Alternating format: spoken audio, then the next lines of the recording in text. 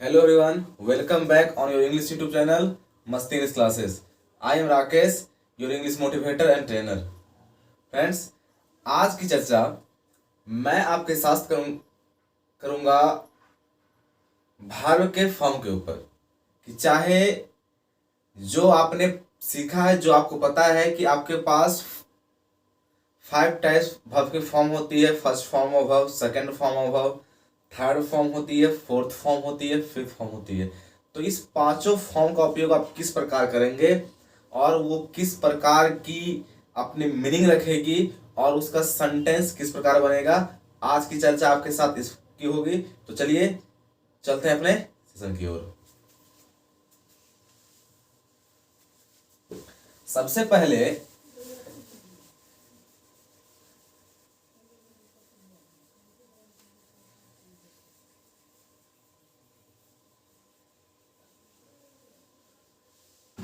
Use of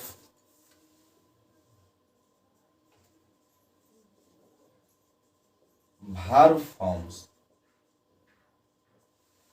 आपको पता है, आपने सीखा है कि यदि आप किसी वर्ब की बात करते हैं तो वो होता है first form, second form, third form, fourth form, fifth form. जैसे आपने एक वर्ब लिया गो। गो क्या है? गो आपका फर्स्ट फॉर्म ऑफ वर्ब है। आपने इसका सेकंड फॉर्म लिखा होता क्या है? आपने लिखा वेंट। थर्ड फॉर्म में क्या लिखा? गॉन। फोर्थ फॉर्म में क्या लिखा? गोइंग। और फिफ्थ फॉर्म में क्या लिखा? गोज। गो, वेंट, गॉन, गोइंग, गोज। यदि आप देखेंगे तो आपने ये देखा गो, वेंट, गॉन, गोइंग, गोज। तो आपका ये फर्स्ट फॉर्म हुआ, सेकंड फॉर्म हुआ, थर्ड फॉर्म हुआ। आप यदि फोर्थ फॉर्म को देखते हैं तो आप देखते हैं कि जब आप फर्स्ट फॉर्म में आईएनजी को ऐड करते हैं तो ये क्या होता है? आपका तैयार होता है फोर्थ फॉर्म, मतलब गोइंग। आप देख रहे हैं जब आप फर्स्ट फॉर्म में एस या ईएस को क्या आपका तैयार होता है? ये आपका होता है फिफ्थ फॉर्म तैयार। तो पहली क्वेश्चन आपके पास आती है कि सर ये तो समझ आ गया कि किसी वर्ब में यदि जोड़ दिया जाए आईएनजी तो वो आपका होता है फोर्थ फॉर्म, लेकिन फिफ्थ फॉर्म में आपने लिखा है एस और ईएस। तो किस वर्ब में एस जोड़कर उसे सिंगुलर करें और किस वर्ब में ईएस? तो इसके लिए चलते हैं एक कॉन्सेप्ट की ओर। आपसे मैं एक क्वेश्चन पूछूं कि भावेल क्या है, तो आप बोलेंगे सर भावेल हमारे पास होता है ए, ई, आई, ओ, यू। इसका अर्थ है कि आपके जिस वर्ब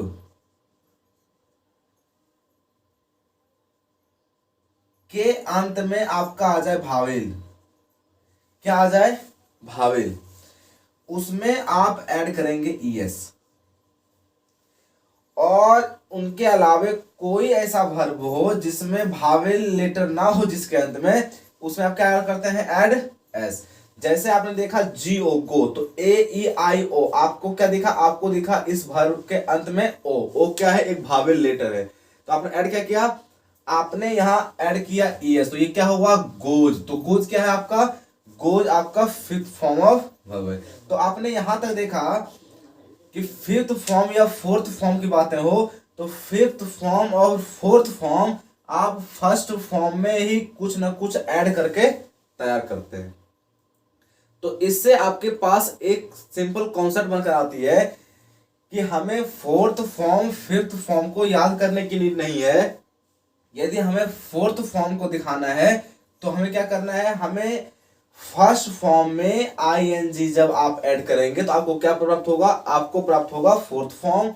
और जब आप फर्स्ट फॉर्म में एस या तो ईएस ऐड करेंगे तो अब क्या तैयार होगा? आपको मिलेगा आपका फिफ्थ फॉर्म ऑफ वर्ब। तो आपने यहां तक देखा कि आपके पास first form, second form, third form, fourth form या फिफ्थ फॉर्म किस प्रकार है, वो किस प्रकार बन के आती है। तो अब हमारी बातें क्या होती है? अब हमारी बातें होती है कि हमें फर्स्ट फॉर्म ऑफ वर्ब का प्रयोग कहां करना है, इसकी क्या हो वे है। अब इसकी बातें करते हैं।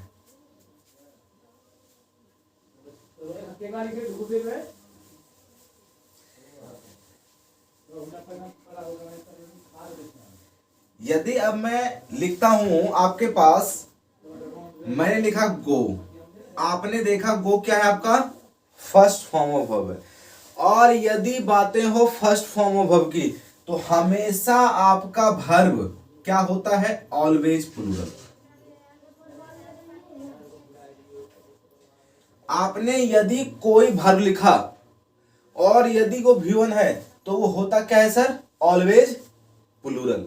यदि आपका वर्ब ऑलवेज प्लूरल है इसका अर्थ है कि आप प्लूरल वर्ब का उपयोग कहां कर सकते हैं प्लूरल सब्जेक्ट के साथ। तो यहां से यदि आप देखेंगे use of first form of verb तो इसका अर्थ होता है कि यदि आपको फर्स्ट फॉर्म ऑफ वर्ब का उपयोग करना है तो आप कहां करेंगे आप हमेशा करेंगे उसको प्लूरल वर्ब के साथ। मतलब वो क्या होगा आपका वो होगा ऑलवेज प्लूरल और यूज भी क्या होगा used always with plural subject. क्या हुआ इसका अर्थ इसका अर्थ हुआ कि जब भी आप इसका प्रयोग करें तो कहां करें आप इसका प्रयोग करें हमेशा प्लूरल सब्जेक्ट के साथ। एक बात हमेशा याद रखें सिंगुलर सब्जेक्ट सिंगुलर वर्ब और प्लूरल सब्जेक्ट प्लूरल वर्ब।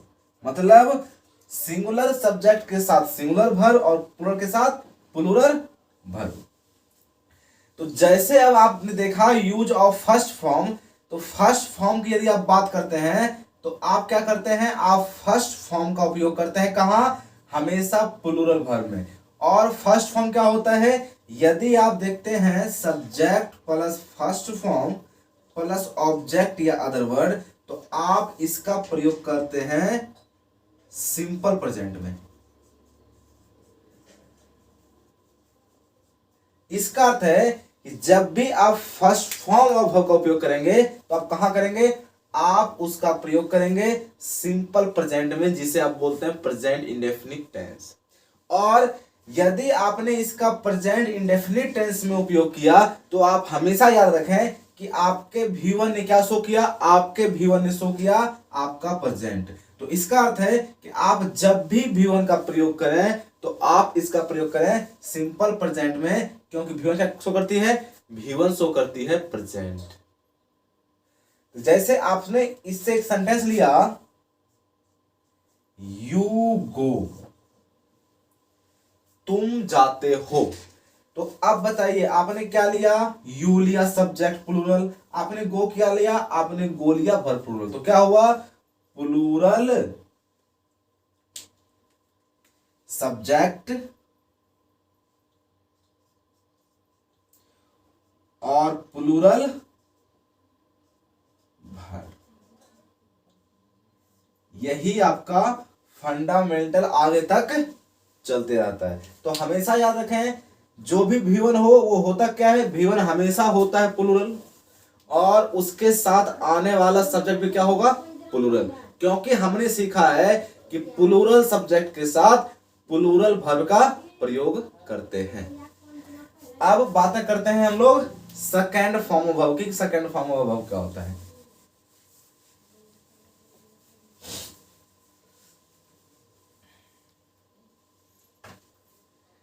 यदि आप देखेंगे सेकंड फॉर्म ऑफ वर्ब यदि आप देखेंगे इसका उपयोग तो ये क्या है सेकंड फॉर्म ऑफ वर्ब ना तो होता है सिंगुलर और ना ही होता है प्लूरल। इसका अर्थ क्या है कि ना इसका प्रयोग होता है सिंगुलर ना प्लूरल। मतलब क्या हम नहीं कह सकते कि सेकंड फॉर्म ऑफ वर्ब है तो ये सिंगुलर है या प्लूरल है। हम लोग सेकंड फॉर्म ऑफ वर्ब को देखकर ये फाइंड नहीं कर पाएंगे कि वो सिंगुलर है या प्लूरल है। तो सर ये है क्या तो हमेशा second form of verb show करती है पास्ट। जो क्या होती है केवल ये करती है पास्ट ओनली। ये क्या शो करती है केवल पास्ट। और पास्ट क्या होता है आपको पता है कि जो काम प्रेजेंट में खत्म हो जाता है वही क्या बनता है वही आपका आके पास्ट बनता है। तो इसका अर्थ है कि जब ये केवल पास्ट है तो किसी भी सब्जेक्ट के साथ, चाहे आपका सब्जेक्ट सिंगुलर हो या प्लूरल हो, आप इसके साथ सेकंड वर्ब का प्रयोग कर सकते हैं और इसमें आपको कहीं त्रुटि नहीं हो सकती कि सर ये सिंगुलर में लगाऊं या प्लूरल में लगाऊं। सब्जेक्ट आपका कोई हो, पास्ट होता है, पास्ट में मैं ये फाइंड ही नहीं करता कि ये सिंगुलर सब्जेक्ट या प्लूरल सब्जेक्ट। आप पास्ट वर्ब जिसे बोलते हैं सेकंड फॉर्म ऑफ वर्ब, इसका प्रयोग कहीं भी कर सकते हैं, चाहे सब्जेक्ट आपका सिंगुलर हो या प्लूरल। जैसे आपने लिखा you went there, you went there. अब यदि आपने लिखा यू वेंट देयर तो यू क्या है आपका प्लूरल सब्जेक्ट। आपने लिखा he went there, he went there, he क्या है आपका सिंगुलर सब्जेक्ट। तो आपको ये कहीं त्रुटि नहीं आने वाली कि सर मैं सब्जेक्ट सिंगुलर देखूं या प्लूरल देखूं। आपका सब्जेक्ट कुछ भी हो, आप उसमें सेकंड फॉर्म ऑफ वर्ब का प्रयोग कर सकते हैं। इसमें आपको सिंगुलर प्लूरल फाइंड करने की नीड नहीं है। ये क्या है, ये आपके सेकंड फॉर्म ऑफ वर्ब का प्रयोग है। हाँ, आपने कहीं देखा होगा, आपको दिखता है कहीं, जैसे मैंने एक एग्जांपल लिया आपके लिए, जैसे मैं एक वर्ब का फॉर्म लिखता हूं,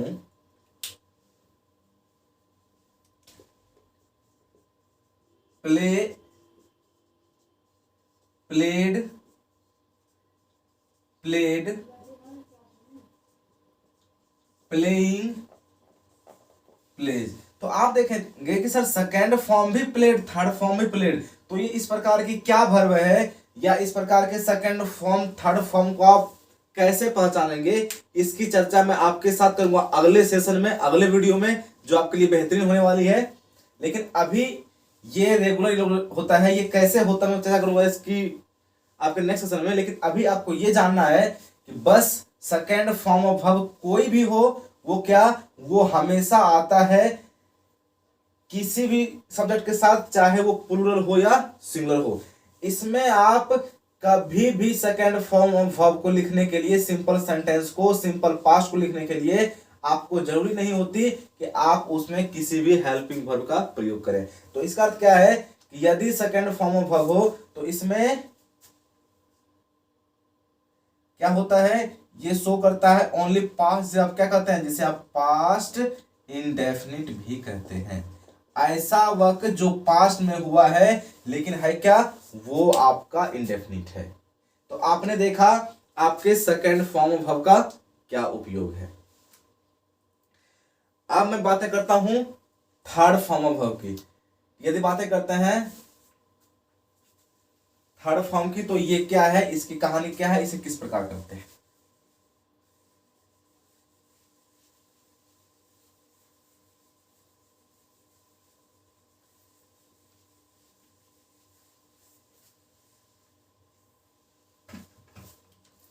थर्ड फॉर्म,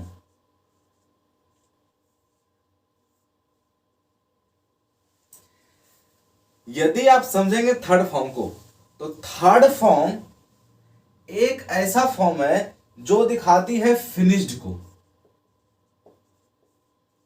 फिनिश्ड या कंप्लीटेड एक्शन। इसका क्या हुआ, थर्ड फॉर्म का उपयोग वहां करते हैं जहां हमें यह दिखाना हो कि काम कंप्लीट हो चुका है या ये हमारा काम फिनिश्ड हो गया है। तो फिनिश्ड हो या कंप्लीट हो, तो फिनिश्ड और कंप्लीटेड एक्शन को दिखाने के लिए आप क्या करते हैं, आप थर्ड फॉर्म ऑफ वर्ब का उपयोग करते हैं। तो अब आता है कि यदि मैंने लिखा गॉन, तो गॉन का अर्थ क्या है, गॉन का अर्थ है कि सर ये पक्का हमें दिख रहा है, ये शो करेगी कि कोई ना कोई काम कंप्लीट हुआ है। तो यदि ये कोई ना कोई काम कंप्लीट हुआ है तो आपको ये दिखाने की आवश्यकता होती है कि वो काम कंप्लीट कब हुआ है, प्रेजेंट में या पास्ट में। तो यदि आप उसे दिखाते हैं प्रेजेंट से या पास्ट से, तो इसके लिए आपको जरूरत होती है हेल्पिंग वर्ब की और सब्जेक्ट की। मतलब क्या, ये हेल्पिंग वर्ब आपको दिखाती है कि यदि ये है आपका हैज या तो हैव, तो आप इस हैज हैव को देखकर ये फाइंड करते हैं कि ये काम कंप्लीट कब हुआ है, प्रेजेंट में।